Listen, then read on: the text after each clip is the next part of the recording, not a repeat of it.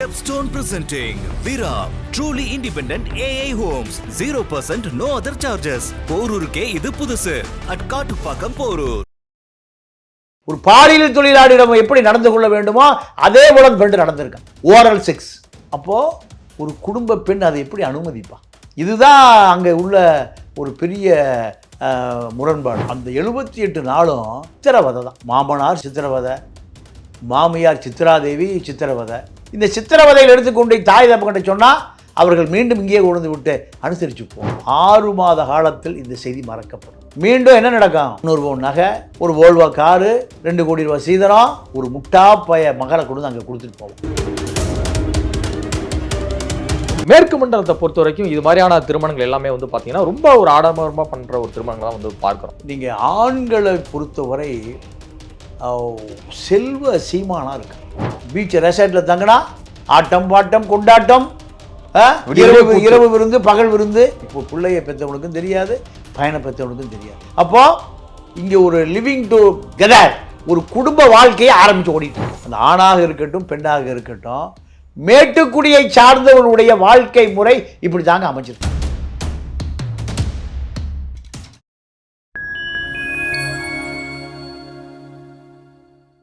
Fine time media நேயர்களுக்கு வணக்கம். நான் உங்கள் சங்கீதுகன். நம்ம சிறப்பு நிகழ்ச்சியில் நம்மோடு இருந்திருக்கிறார் மதிப்பிற்குரிய மூத்த பத்திரிகையாளர் திரு தமிழா பாண்டியன் அவர்கள். வணக்கம். வணக்கம். எப்படி இருக்கீங்க? நல்லா இருக்கேன். ஒரு 4 நாட்களுக்கு முன்பு ஒரு இளம் பெண்ணின் மரணம் தமிழ்நாட்டையே உலுக்கி இருக்கு அப்படின்னு சொல்லலாம். கண்டிப்பாக அதை பார்க்குற எல்லா பெற்றோர்கள்லேருந்து பொதுமக்கள்லேருந்து எல்லாருமே வந்து அந்த குரலை கேட்கும் போதே கண் கலங்கி தான் போயிட்டாங்க.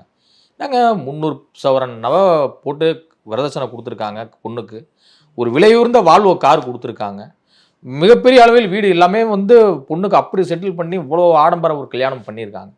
ஆனால் இந்த பொண்ணுக்கு இப்படி ஒரு நிலைமையா அப்படிங்கிறது தான் எல்லாருடைய கேள்வியாக வந்து இருக்குது. ஒரு மூத்த பத்திரிகையாளராக இந்த வழக்கினுடைய பின்னணி எப்படி பார்க்குறீங்க? இல்லைங்க, இப்போ அந்த ரிதன்யா கவின்குமாருடைய திருமணம் நடந்து முடிந்த நேரத்தில் அந்த பெண்ணுக்கு 300 சவரன் நகை சீதனம், 85 லட்ச ரூபா காரு, 2.5 கோடி சீதனம் திருமணம், இப்படி ஒரு 10 கோடி ரூபாய்க்கு மேலே செலவு பண்ணியிருக்காங்க. இப்போ அந்த ஃபோட்டோ வீடியோஸ்லாம் வந்துருக்கு. அப்போ எத்தனையும் கொடுத்துருக்காங்க. அவன் ஒரு பாலியல் வக்கரம் பிடித்த ஒரு பாலியல் குற்றவாளி. அவன் நீ கல்லூரியில் படிக்கிற காலத்திலேயே அவனுக்கு என்ன பழக்கம்? பாலியல் வக்கரம் பிடித்த ஒரு நபராக இருந்திருக்கான். அந்த பெண்ணு இப்போ ராத்திரி 2 மணிக்கு தப்பிச்சு வீட்டுக்கு ஓடி இருக்கான், அம்மா வீட்டுக்கு. என்ன காரணம்னா அவன் சைக்கோ ஒரு செக்ஸ். அந்த பெண்ணால் அது ஜீர்ணிக்கவே முடியல. ஒரு பாலியல் தொழிலாளியிடம் எப்படி நடந்து கொள்ள வேண்டுமோ அதே போல பெண் நடந்திருக்கான். Oral sex. அப்போது ஒரு குடும்ப பெண் அதை எப்படி அனுமதிப்பா? இதுதான் அங்கே உள்ள ஒரு பெரிய முரண்பாடு. இதை 50 கோடி ரூபா பணம் வேணும், எனக்கு ஒரு தொழில் ஆரம்பிக்கணும், தொழிலதிபராக மாறணும். 74 நாள் தாங்க. 78 நாள் தான். அந்த 78 நாளும் அந்த ரிதன்யா சித்திரவதை தான். நீங்கள் மாமனார் சித்திரவதை, மாமியார் சித்ராதேவி சித்திரவதை. இந்த சித்திரவதையில் எடுத்துக்கொண்டு தாய் தப்பக்கிட்ட சொன்னால் அவர்கள் மீண்டும் இங்கேயே கொண்டு விட்டு அனுசரித்து போவோம். சைக்கோ பாலியல் குற்றவாளி. இந்த சைக்கோ பாலியல் குற்றவாளிகிட்ட எப்படி 78 நாள் அவளை மரணத்தின் கடைசி தருவாயில் நிறுத்திய தருணம். நீங்கள் இதில் ஒரு பெரிய சோகம் என்னென்னா, அந்த பொண்ணு நேரடியாக ஒரு வழக்கறிஞர்கிட்ட போய் ஒரு லீகல் டைவர்ஸ் நோட்டீஸ் விட்டுருக்கலாம். இதை அப்பாவும் அம்மாவை அனுமதிக்கலை. அவளுக்கு இந்த அப்பா அம்மா சுற்றம் சூழத்தை தாண்டி வெளி உலகம் அவளுக்கு தெரியல. ஆனால் அந்த பொண்ணு ஒரு கம்ப்யூட்டர் சயின்ஸ் படிச்சிருக்காங்க, அவங்களே கிட்டத்தட்ட ஒரு 30 பேரை வந்து வேலை வாங்குற ஒரு மேனேஜ் பண்ணக்கூடியவங்க அப்படின்னு சொல்லிட்டு அவங்க அப்பா வந்து புதிய தலைமுறை பேட்டியிலெல்லாம் சொல்கிறாரு. ஆனால் இவ்வளவு அறிவு இருக்கிற பெண்ணு ஒரு மனநல மருத்துவர்கிட்ட அவனை கூட்டிகிட்டு போயிருக்கலாம். அது அவனை ஒரு மனநல மருத்துவர் அவனை சீர் பண்ணியிருப்பார். ஏன்னா ஒரு பாலியல் மருத்துவத்தையே அழைச்சிட்டு போயிருக்காரு. இது போன்ற பாலியல் வக்கரம் பிடித்த குற்றவாளிகள் விலை மாதுகளிடமும் தான் இவர்களுடைய வக்கரம் செக்ஸ் புத்தி இருக்கும். இதை எந்த குடும்ப பொண்ணும் ஏற்றுக்க மாட்டான். அப்போ இவனோடு வாழ்வதா அல்லது வாழ முடியாதான்னு முடிவுக்கு வந்தால் டைவர்ஸ் வாங்கிட்டு போயிருக்கலாம். உயிரை விட வேண்டிய அவசியம் இல்லை. காரணம் இந்த குடும்பம் இது ஒரு மிருக கூட்டம். சித்ராதேவியினுடைய கவின்குமாருடைய குடும்பம் ஒரு மிருக கூட்டம். இந்த மிருக கூட்டத்துக்கு இப்போ அந்த பொண்ணு செத்து போயிட்டான், இறந்துட்டா, ரிதன்யா. ஆனால் பாருங்க, 6 மாத காலத்தில் இந்த செய்தி மறக்கப்படும். மீண்டும் என்ன நடக்கும்? 100 பவுன் நகை, ஒரு வோல்வா காரு, 2 கோடி ரூபாய் சீதனம், ஒரு முட்டா பைய மகளை கொண்டு வந்து அங்கே கொடுத்துட்டு போவோம். ஒரு முட்டா பைய என்ன பண்ணுவான்? என் மகளை நீ கட்டிக்கன்னு கொடுத்துட்டு போவோம். இதுதாங்க இந்த சமூகத்தில் நடக்கிற மிகப்பெரிய அவலம். இவன் சாக வரை தனித்து விடப்பட்டிருந்தால் தான் அவனுக்கு தண்டனை. ஆனால் அவனுடைய தவறுகள் அடுத்த நாள் யாராவது ஒருத்தன் எங்கேயோ தெரியாமல் ஒரு பெண்ணை, ஒரு பேதையை அவனுக்கு இரையாக்கப்படுவான். அப்போ எப்படி அவன் திருந்துவான்? அந்த சித்ராதேவி கைது செய்யப்பட்டிருக்கணும். சித்ராதேவி கைது செய்யப்பட்டு சிறையில் அடைக்கப்பட்டிருந்தால் என்ன தெரியுமா நடந்திருக்கும்?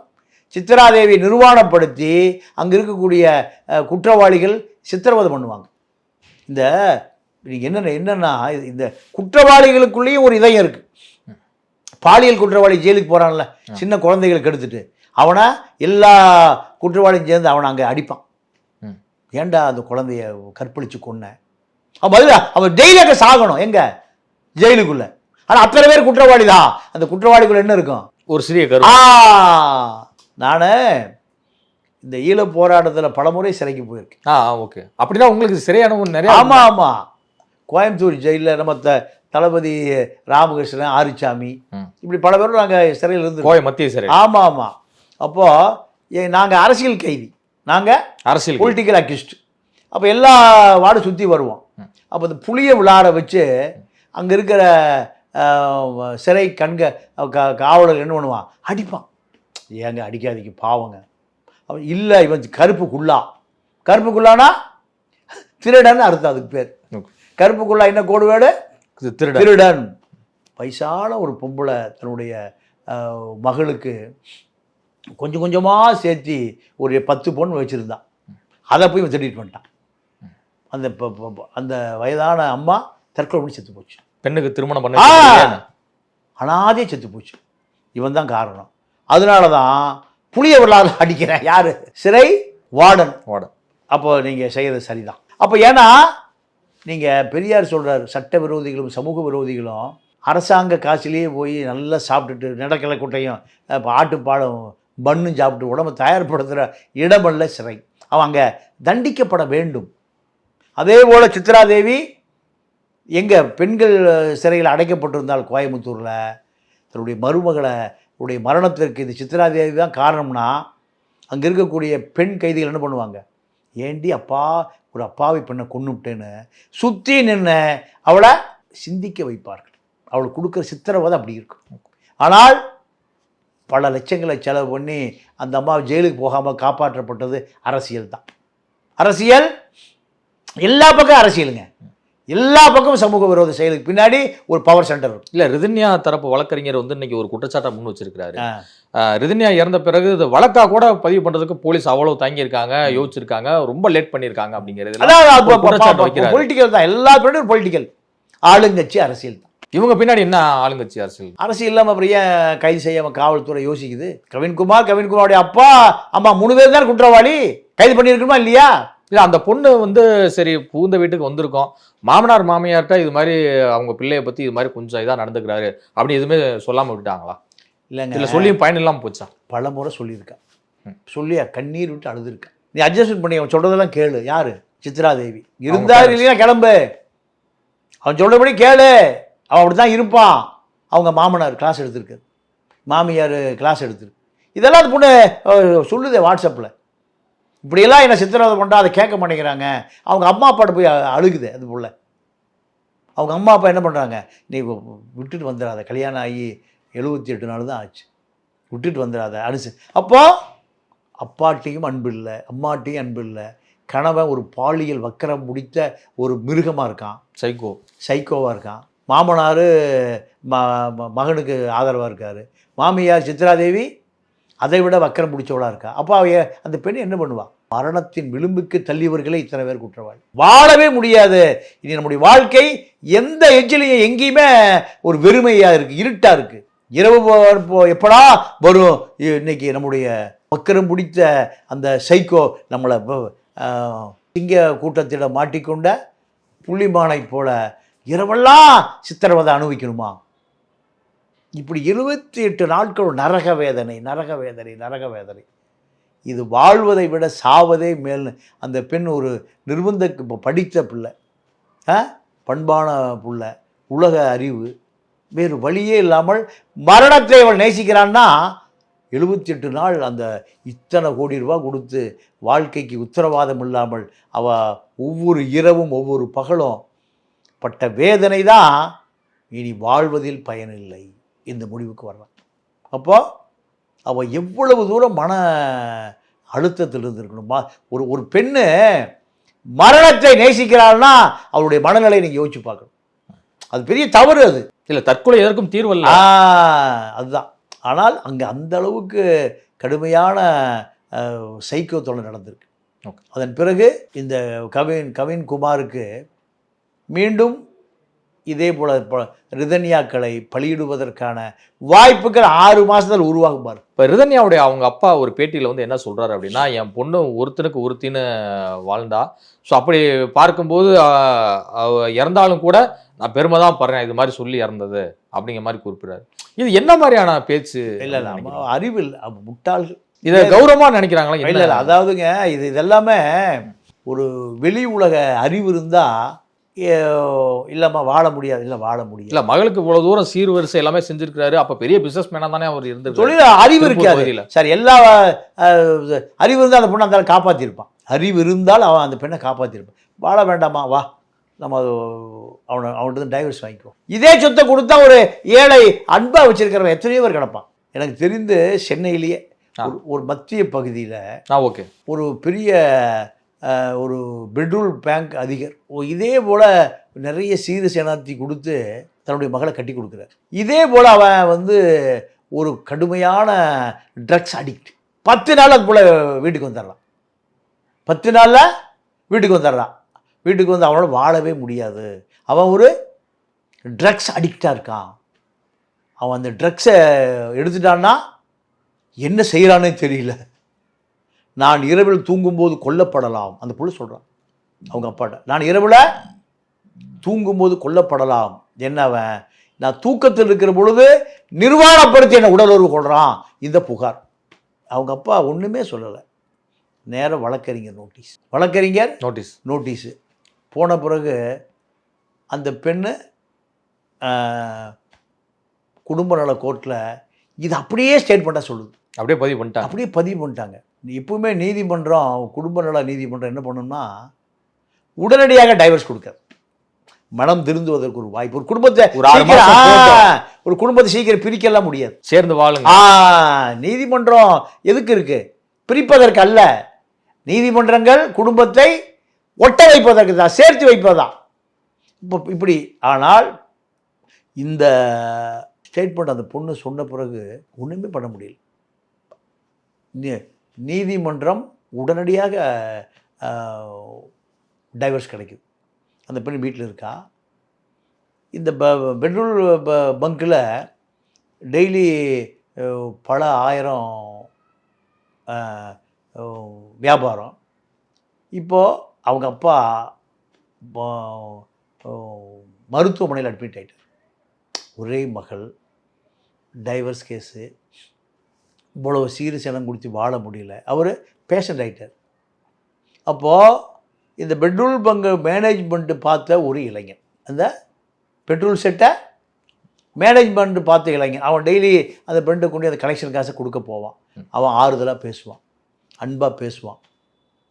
இதுதான் 2 மாதத்தில் அந்த பெண் அவனை திருமணம் செய்து கொண்டான். இன்னைக்கு சந்தோஷமாக இருக்காங்க. இதுதான் வாழ்க்கை. அந்தஸ்து வாழ்க்கை இல்லை. 2 ஓல்வா கார் வாழ்க்கை இல்லை. 300 பவுன் சவரன் வாழ்க்கை இல்லை. 5 கோடி ரூபா பணம் வாழ்க்கை இல்லை. எது வாழ்க்கை?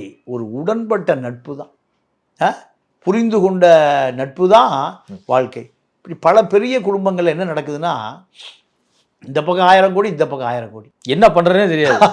இல்லைங்க, 1000 கோடிக்கு 1000 கோடிக்கு தான் கல்யாணம். ஓகே, 2 இதயங்களுக்கு திருமணம் இல்லை. யார் கல்யாணம்? 1000 கோடிகளுக்கு 1000 கோடிகளுக்கு தான். கல்யாணம்.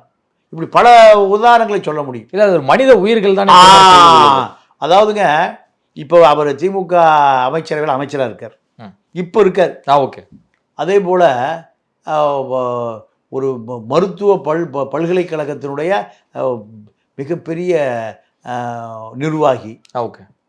பல கோடி இருக்குது. இங்கே அமைச்சருக்கு பல கோடி இருக்குது. 2 பேரும் சம்மந்தி, 2 பேரும் சம்மந்தி. இங்கே பல கோடி, இங்கே பல கோடி, 2 பல கோடிகளும் தான் சம்பந்தம். இந்த ஆணும் பெண்ணும் கல்யாணம் ஆகி சில காலத்தை பிரிச்சுட்டாங்க. அந்த மணமகன் மணமகளை பார்ப்பதற்கு முன்பே பல மணமகளோடு தொடர்பு இருக்கு. பணத்திமிரு. அமைச்சருடைய மகன், எத்தனை விட்டில் பூச்சிகள் வந்து விழுகும் இந்த பணத்துக்கு. அப்போ திருமண வாழ்க்கை, குடும்ப வாழ்க்கை என்பதை அவன் அது ஒரு பொழுதுபோக்காக எடுத்துக்கிட்டான்.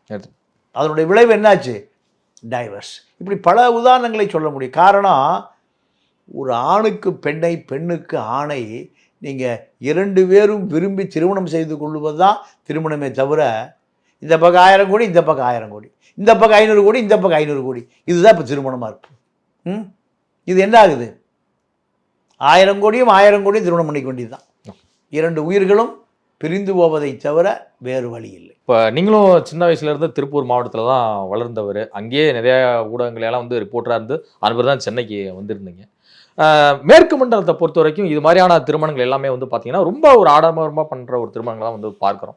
கிட்டத்தட்ட ஒரு கல்யாணத்துக்கு ஒரு 10,000 பேராவது இன்வைட் பண்ணி அவ்வளோ தடாபுல்லாக வந்து பண்ணுறாங்க. கடைசியில் வாழ்க்கை இது மாதிரி ஒரு மோசமான சுச்சுவேஷனை வந்து போயிடுது.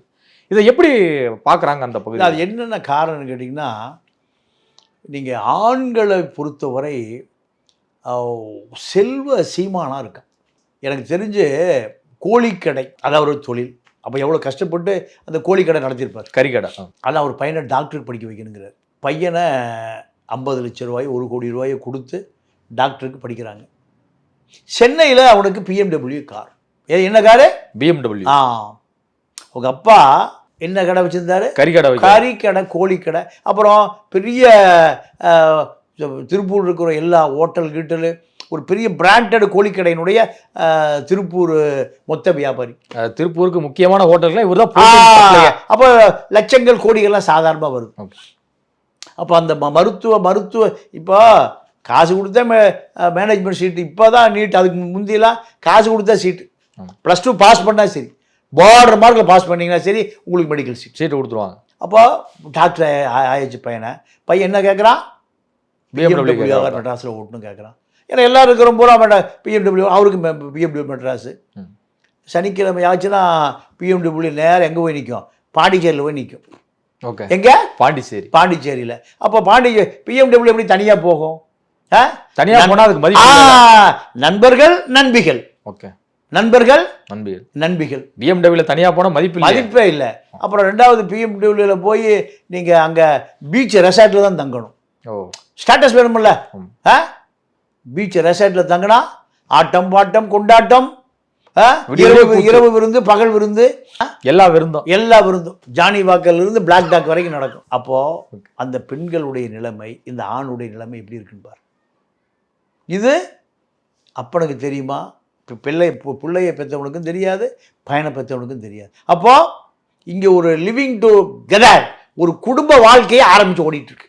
சென்னையில் ஓடுது. அப்போ இவனுடைய நிலைமை யோசிச்சுப்பார். அந்த ஆணாக இருக்கட்டும், பெண்ணாக இருக்கட்டும், மேட்டுக்குடியை சார்ந்தவனுடைய வாழ்க்கை முறை இப்படி தாங்க அமைச்சிருக்கு. ஒரு இங்கே சென்னையை சேர்ந்த ஒரு உயர், அதாவது பிரைவேட்டு ஸ்கூல், ஓகே, அந்த ப்ரொஃபஸர் சொன்னதாக ஒரு பத்திரிகையாளர் நான் காலையில் சந்தித்தேன். ஓகே. அவர் சொன்னார், அவர் ஒரு சீனியர் ஜேர்னலிஸ்ட், ஜூவிலாம் பணியாற்றியவர். சொன்னார், இந்த பள்ளின்னா இப்போ ஸ்கூலை 12வது வரைக்கும் இருக்குது. ஒரு 17 வயசு பெண்கள் தானே, இது வந்து காலேஜ் கிடையாது. ஆமாம். அப்போ அந்த அம்மா பிரின்சிபல் சொன்னாங்களாம், நான் நிம்மதியாக இந்த என்னுடைய பெயர் கெட்டு போகாமல் இந்த பள்ளியிலிருந்து நான் ஓய்வு பெறுகிற ஒவ்வொரு நாளையும் நான் கடவுள்கிட்ட கேட்டுகிட்டே இருக்கேன். ஏன்? பல பெண்கள் அபார்ஷன், பல பெண்கள் கருத்தரித்து விட்டார்கள். என்ன சார் சொல்றீங்க? பயங்கர அதிர்ச்சி. ஆமா, காரணம் எல்லாம் என்ன, செல்போனை திருப்பினா என்ன இருக்கு, செக்ஸ் தான் இருக்கு. அவன் எல்லா வகையான பாலியல் செயல்பாடுகளையும் எப்போ பார்க்க ஆரம்பிச்சிடறான்? +2 பார்க்க ஆரம்பிச்சிடறான். 12-5-17 வயசுல. அதாவது அவர் சொல்றாரு, பள்ளி தானே, கல்லூரியெல்லாம் சொல்ல வரல, ஸ்கூல், பள்ளி. அப்போ ஒரு பெண் தனியாக பள்ளிக்கு வருவதும் இல்லை, பள்ளியை விட்டு போவதும் இல்லை. அவள் ஆண் நண்பரோடு தான் வருகிறார். ஆண் பெண் நண்பரோடு, பெண் ஆண் நண்பரோடு. எத்தனை வயசுல? 17 வயசுல. எல்லை கடந்த நட்பு. இந்த மேஜர் கூட டீனேஜ்ல இருக்காங்க. அப்போ இந்த சமூகம் எதை நோக்கி போய் கொண்டு இருக்கு? எங்க விற்கிது கொக்கைன்? பள்ளி கல்லூரி வாசல்ல தான் விற்கிது. கஞ்சா எங்க விற்கிது? பள்ளி கல்லூரி தான் அதனுடைய மார்க்கெட், மெயின் டார்கெட். அதாவது ட்ரேடிங்கே அங்கே தான். அப்போது 17 வயசில் ஒரு ஆணும் பெண்ணும் இந்த போதையை பழகி கொண்டால் அவருடைய எதிர்காலம் எவ்வளோ பெரிய கேள்விக்குறி. அப்பா அம்மா எல்லாம் பெரிய பெரிய வசதி படைத்தவர்கள், மிகப்பெரிய செல்வந்தர்கள். நீங்கள் எல்கேஜி குழந்தைய இன்னோவா காரில் தான் வரும். நீங்கள் இப்போ நீங்கள் சொல்கிற பார்த்தா பயங்கரமா போல. சரிங்க, நீங்கள் ஆசிரமம் ரஜினி பொண்டாடி நடத்துறதில்ல அந்த அம்மா, எல்கேஜி அட்மிஷன் 1 லட்ச ரூபாய்ங்க. எங்கே? ஆசிரமத்தில். ஆசிரமம் பள்ளிக்கூடத்தில் வேலைச்சேரியில் அந்த இடத்துக்கு அந்த அம்மா வரி கட்டுறதில்லை. ராகவேந்திர மண்டபத்துக்கு வரி கட்ட முடியாது, கொரோனாவில் தள்ளுபடி பண்ணுங்கன்னு கோர்ட்டுக்கு போச்சு அந்த அம்மா. அவ்வளோ ஏழ்மையாக இருக்கு. ஆமாம், ரேஷன் கடை அரிசி மட்டும்தான் சாப்பிட்றாங்க. இல்லை, உப்பிட்ட தமிழ் மண்ணை நான் மறக்க மாட்டேன். அதெல்லாம் வசனம் தானே. இவர்கள் இந்த கல்வி பணி எவ்வளவு சட்டவிரோதமாக நடக்கிறது. இந்த கல்ச்சரு உயர்ந்த குடும்பம், வசதிவாய் குடும்பம், பண குட்டி கிடக்கிற குடும்பம், இவர்கள் மத்தியில் இது போன்ற சமூக ஒழுக்கங்கள் ஒரு பொருட்டாகவே பார்க்கப்படுவதில்லை. அதுதான் இந்த ரிதன்யா கவின்குமாருக்கு பின்னால் உள்ள விஷயங்களும் இப்படி தான். கவின்குமாரை பொறுத்த வரைக்கும் அவன் ஒரு பாலியல் பக்கிரம் பிடித்த செக்ஸ் தொழிலாளியோடு தொடர்பு வைத்திருந்தவன். கல்லூரி காலத்தில் அவனுக்கு இந்த தொடர்பு வந்த பிறகு மனைவியும் என்ன நினைக்கிறான், அவன் மது குடிக்கணும்னு விரும்புகிறான்.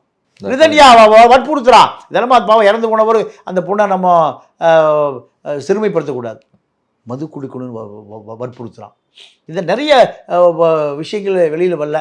நம்ம இது மேற்கொண்டு அந்த பெண்ணுடைய ஆன்மா சாந்தி அடைவதற்கு நாம் உண்மையாகவே பிரார்த்திக்கிறோம். இதுவரை உங்கள் பல்வேறு கருத்துக்களை உங்களுக்கு நன்றி. நன்றி, வணக்கம்.